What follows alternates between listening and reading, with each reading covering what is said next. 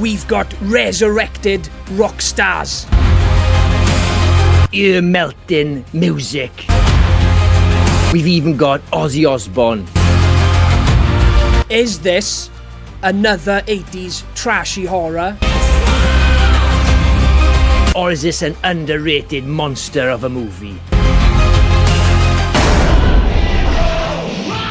Trick or treat. Right, today we're going to be talking about one of my favourite trashy horror movies from 1986. You said it, trashy. I'm owning it. We've got Charles Martin Smith's 1986 Trick or Treat. Now, this film is intentionally very funny in parts, I gotta say, but there are some unintentionally funny moments, like this bit at the start we mentioned with the ears. Now, when the bully's girlfriend is wearing the headphones and he pulls off the headphone, when a ear melts, I couldn't stop laughing. Now, I don't know whether I was meant to laugh. It was meant to be a serious scene, but I proper burst out laughing, even though it's a good practical effect. Yeah, I don't know what's wrong with it, Jenks, to be honest. It's one of the best scenes in the film. Was it meant to be funny, though? I don't think so, no. I found it so funny. Yeah. What's so funny about melting ears? Like? But she ended up in hospital. What, because of a ear? Fuck yeah. Well, seriously? Well, no, in the film she did, Oh, yeah. I thought you meant they did something and it fucked up a ear. No. Right, let's not get ahead of ourselves. We are talking about Trick or Treat. Let's give a quick rundown of the movie before we dive into what we love about the movie and what you hate about the movie. Because I know there's nothing I hate about this movie, but I'm sure you've got a lot of shit talking to do. Yes. But we've got Eddie Weinbauer. He's a bit of an outcast, a metalhead. I think a lot of people around the time it came out could relate to him because you were a bit of an outcast if you liked heavy metal music. It was around the time of Satanic Panic where parents were making their kids burn all their metal records because they thought they held demonic possessions through the records, playing the vinyls backwards and all that kind of stuff. And the makers of it, this is why they made the movie. It was their revenge film. They wanted to make a movie based around the Satanic Panic, so they came up with Trick or Treat. You've got Eddie Weinbauer, like I said, he's a metalhead. His idol, Sammi Curr, passes away early on in the film, and he's got this friend, Nuke, played by Gene Simmons. He hands him the last ever vinyl that Sammi Curr recorded, the main antagonist of the movie, and he starts playing the vinyl, and Sammi Curr starts talking to him, seeking out revenge from all the bullies that have been picking on Eddie throughout the film. And that's basically where the film goes. That's the main plot of the film. Yeah, I gotta say, I love 80s movies with a bully. You can't have an 80s movie without teenage bullies. I don't think there's ever been one without one. No. Tim, the main bully in this film, he is horrible. Now, he's one I was scared of when I was a kid. You've got that fear of, I wouldn't stand up to this guy. He's so horrible. And he's quite intimidating as well. He's quite a big guy compared to Eddie Weinbauer. He's just an absolute piece of shit. Definitely a standout bully from the 80s. So for me, the standout moment for this film, because when I stuck it on, I didn't realise I'd already seen it in the early 90s. It kind of passed me by. I stuck it on over Christmas. We didn't plan to do a video. I just stuck it on randomly. I was bored over Christmas. I wasn't working. And I did enjoy it, I have to say. There's plenty to make fun of, and I enjoy making fun of films. But I did actually enjoy it. The standout moment, the standout element of this film was easily Sammi Curr. 100%. He was so good. Tony Fields, I looked him up. He's a dancer, basically. He was on the Thriller video. I'm not sure if he was a zombie.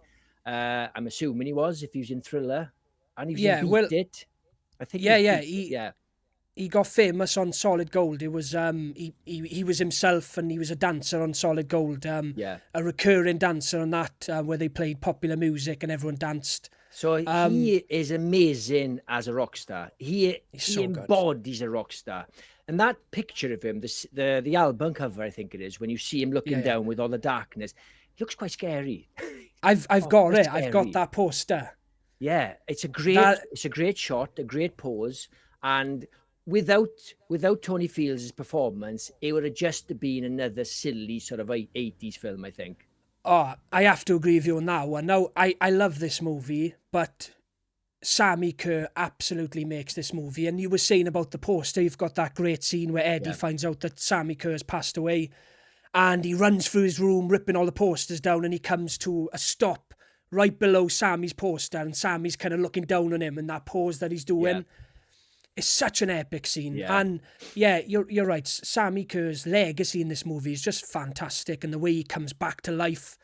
I love the scene where Eddie's kind of in a daydream lying in bed, and he starts we start seeing what happened to Sammi Curr. Yeah. And you've got that pan going through the burning hotel. And this scene is so unsettling, right? Still to this day, when I see it, it gives me goosebumps.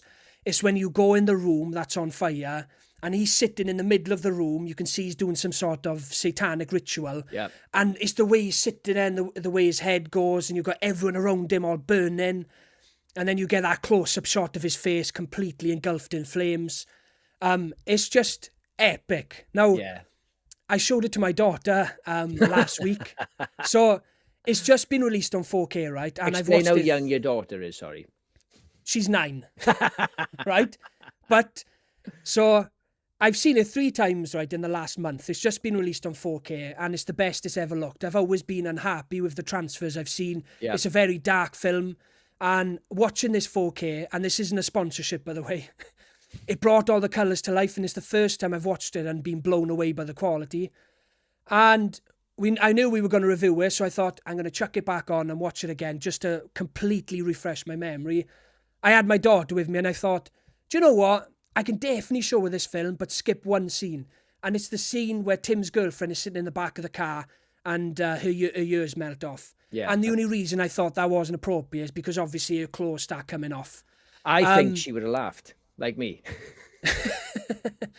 Well, it's more the nudity scenes of her. Yeah. But I thought I can show her this film, but just skip that one scene, and she loved it. I got all my notes done, and I was ready to do a video. What tickled me is a few scenes that tickled me, okay, and they are clearly intentionally funny. So when his friend, I can't remember his friend, is the school friend, Roger, when he encounters Sammi Curr for the first time, and he's kind of claiming that he loves his music, as if Sammi Curr's going to go, "You fucking bastard." Yeah. You're supposed to love my music, as if like some sort of demon would give a shit. Yeah. You didn't like album number 3. But again, in that scene where he grabs that woman from the TV, it's so good. So funny. The cut from his hand out of the screen and going into the screen, and then her reaction to him holding her. It's very good. It's so good. It's so good. I was going to talk about that scene next, because that's another intentionally hysterical scene, because 100%. his friend starts hoovering the remains instantly, vacuuming. It's so funny, and that's obviously meant to be funny, because he doesn't even flinch. He's just like, I think he's got the vacuum in his hand, and he's like, oh. Yeah. It's just dead. It's brilliant. It's definitely meant to be intentional in some parts. But that said, at times, Sammi Curr can be absolutely terrifying. Now, how do you bring a rock star back, right? So he's this heavy metal rock star. They bring him back with electricity and what you play music on. Anything that you can play music on, he can be conducted through that. So you've got vinyls, radio stations, radios, everything, right? And every time he appears, the electricity that shows up on screen. There's one scene in particular where Eddie's just about to get out of the school, and then you've got that door frame, and the whole door frame lights up with electricity and then reveals Sammi Curr behind them. Yeah. So impressive. And considering how low budget this movie is, now, you can't forget how absolutely low budget this movie was. And some of the effects in this movie are absolutely fantastic. Yeah. Now, I go off on a little bit of a tangent here now because I get excited talking about these things. But also, when Sammi Curr first gets revealed in Eddie's bedroom, where you've got the speakers and the veins popping out of the speakers. Yep. And then you've got the mesh in front of the speakers and you see his hands coming through and then his face. And just the look of that, oh my God, every time I see it, it's impressive. It's like the Nightmare on Elm Street effect when he's over the bed. Yes. And that is one of the... I've seen an interview with Robert Englund about that, and he said that's the cheapest effect in the whole film. It costs like $1.50. It's just a sheet, but it looks incredible. Well, they definitely had Nightmare on Elm Street in mind when they made this movie, 100%. I'm sure they all thought it was going to spawn a franchise. They were all banking on this being a big movie. And they filmed it in the same high school as they filmed in Nightmare on Elm Street. Oh, It's that's good. quite a famous high school in Los Angeles Yeah. where they also filmed Grease. Right. Grease. Yeah. So the Halloween is the Halloween party in the school is kind of the centerpiece, kind of working in the title of Trick or Treat, because I think they wanted to call it Trick or Treat to have their own kind of Halloween and have their own Friday the Definitely. 13th, because I think it goes by a couple of names. Ragman, I think Ragman, Eddie yeah. was another working title. None of them are as good as Trick or Treat, but Trick or Treat is a bit misleading. It's got fuck all to do with Halloween, really. Yeah, well, funny enough, my daughter went, it's called Trick or Treat. I thought it was going to be a Halloween movie. I went, it is a Halloween movie. It's set in Halloween. And she was like, is it? Loosely. So the Halloween party is probably the highlight of the movie. You've got the brilliant, but so all the songs are written and performed by Fastway, they're called. Fastway. And Yes, it's such a good original soundtrack. the song he sings is amazing. I forget the melody. I'm not going to sing it on our on our show. Rock and roll, Yes. rockin'. Yeah. It's so good. He's not the best lip syncer, No. Tony Fields, but nobody lip synced very well back in the 80s. Yeah, of course. But there's a scene, that's a great scene when he's singing. It's a great song.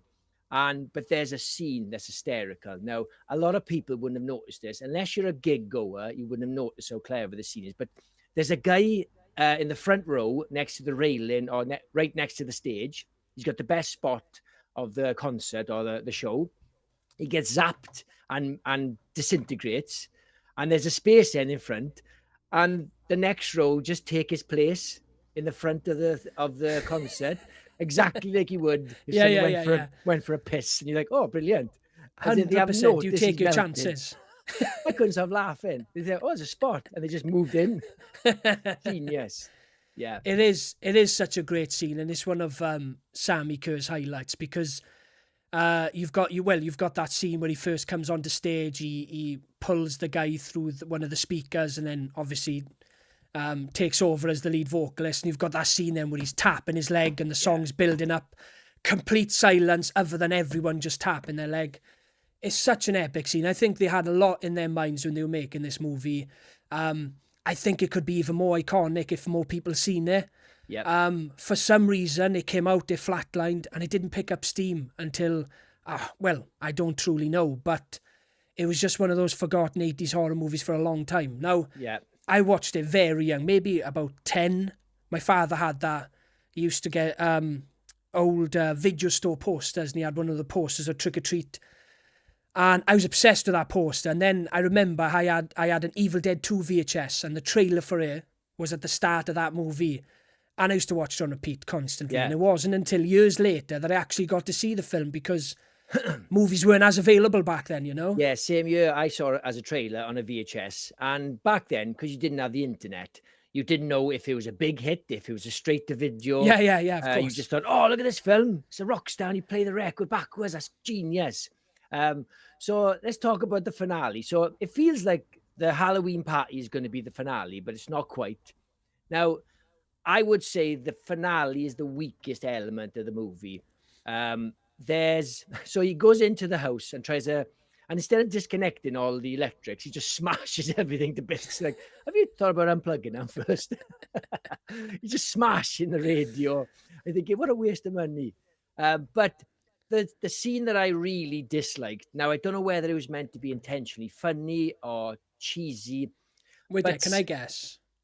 You know, is it when his hand is down in the toilet, and then when she flushes it sucks him back again? Yeah. Now I don't know whether I don't know whether it was intentionally, but and it could have been. But to me, because Sammi Curr is such a scary, cool villain, to put him in this silly situation was a bit demeaning for such a good character. No, you can flush Freddy down the toilet. I don't give a shit. I like Freddy, but he's so cheesy and says cheesy lines. Fuck it. But Sammi Curr's too cool. It's like flushing Michael Myers down a toilet. It doesn't work. Yeah. But his hand is trapped and he's getting electrocuted. And you're like, no, that's not a good end for him. Well, it's not quite the end, but it's at the start of the end, beginning of the Start end. of the end. No, I knew you were going to say that, right? Because every time I watch it, and I'm like, oh God. And maybe it was intentional, right? Maybe they thought Could it have would been. be funny if the toilet, but, and I know it's a movie, but it goes against everything because that Yeah. absolutely would not happen, He's too considering cool. he's such a big force as well. Yeah, I knew you were going to say that. I knew it. But I love the ending. I think it's a solid ending. You've got Eddie and Leslie. Right, I'll say I love the ending. I don't like that he leaves her at the radio station. So he has this plan, right, where he's going to put a radio in the back of his car and he wants to drive it off a bridge into a river. But he has to get him there first. They can't get into the radio station because he's there possessing everything. Everything's lit up with electricity.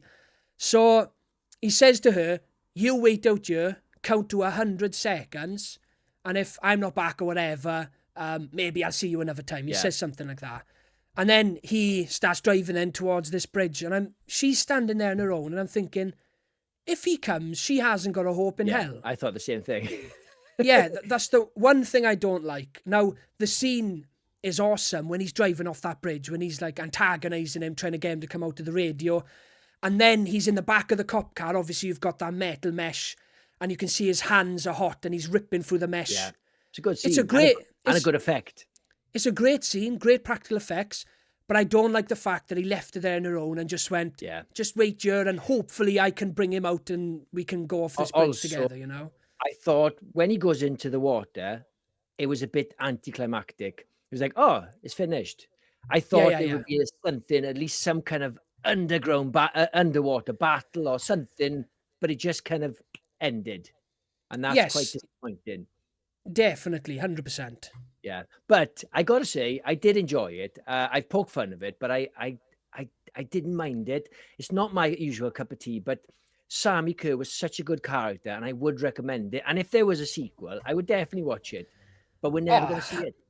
100%. He's so good. He delivers very few lines, but when he does talk, it's impactful. It means a lot. Yeah. I can't believe that they initially offered this role to Gene Simmons, who ended up playing Nuke, the radio, the disc jockey. So they wanted Gene Simmons. He turned it down, and Tony Fields landed on their lap, and he absolutely knocks it out of the park. One of my favourite horror movie characters of all time. He makes this film, what's the word I'm looking for? More than memorable for me. Yeah, definitely iconic.